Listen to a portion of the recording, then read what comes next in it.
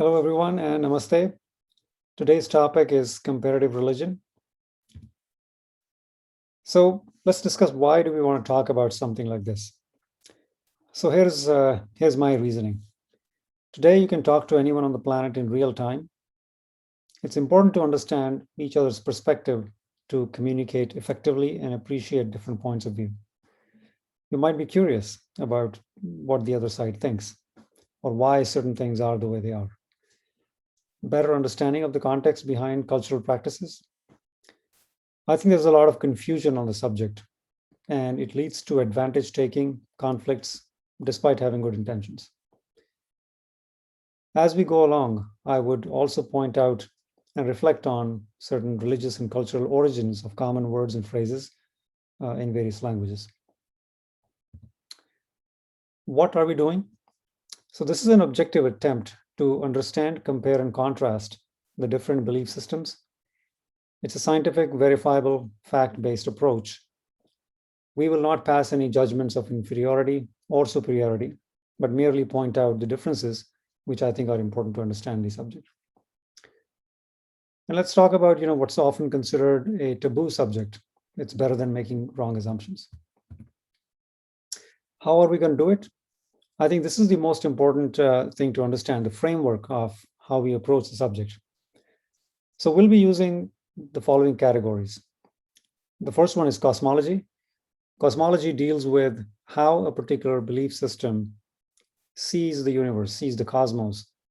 Typically, religions deal with the subject of the creation, the creator, God, time, time, how it begins, how it ends, etc. So that's cosmology.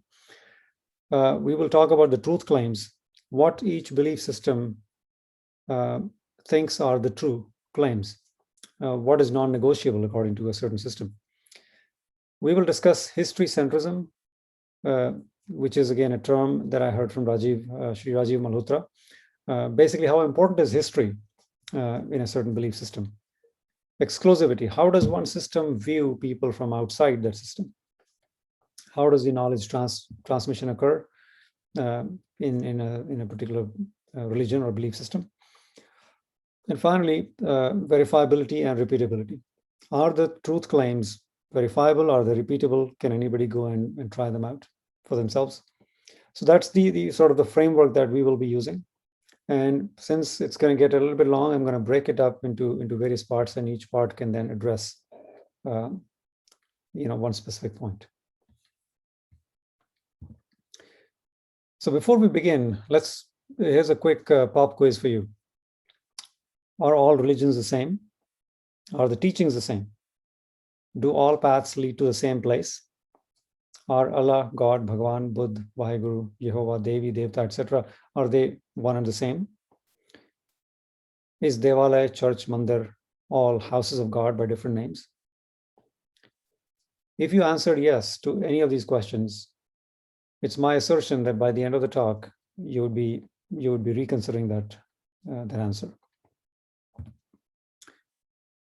Before we begin and start diving into these categories, I have used a framework where I have divided the belief systems into two parts, which there is a reasoning behind why that was done. So on one side is the Abrahamic religions, which primarily are Judaism, Christianity, and Islam.